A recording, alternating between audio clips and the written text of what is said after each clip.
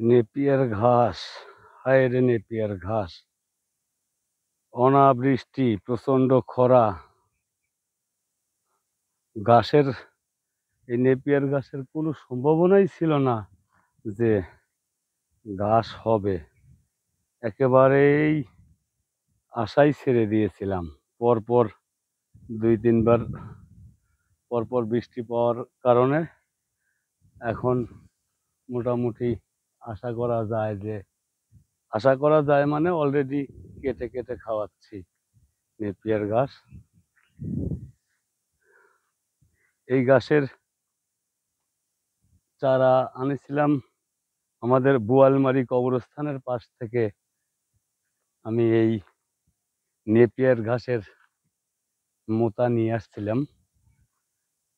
তবে আলহামদুলিল্লাহ মোটামুটি জাত ভালো ছিল এবং ঘাসও ভালোই ছিল, কিন্তু দুর্ভাগ্য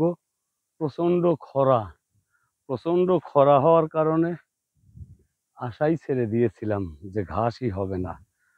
আলহামদুলিল্লাহ পরপর কয়েকবার বৃষ্টি হওয়ার কারণে এই কেটে কেটে খাওয়াচ্ছি।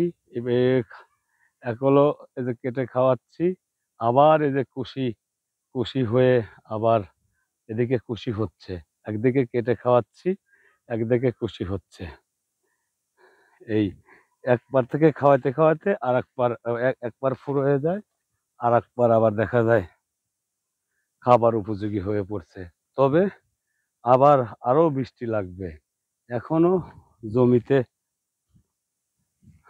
জমি এখনো ফাটা যায়ই নেই, যে এত প্রচণ্ড পরিমাণ, এত খরা হয়েছে, এত অনাবৃষ্টি হয়েছে যে জমি এখনো ফাটাই রয়েছে।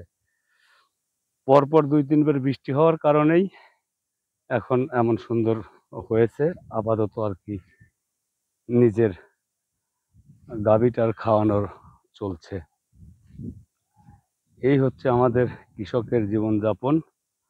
বেশি বৃষ্টি হলেও সমস্যা, বৃষ্টি না হলেও সমস্যা।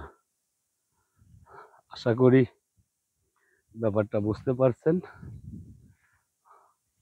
আজ এই পর্যন্তই। নেপিয়ার ঘাস মোটামুটি ভালোই হয়েছে। যে ফসলগুলো হয়েছে শুধুমাত্র পরবর্তীতে বৃষ্টি হওয়ার কারণে হয়েছে, নাহলে এই ফসলগুলো হওয়া কোনো অবস্থাতেই সম্ভব ছিল না।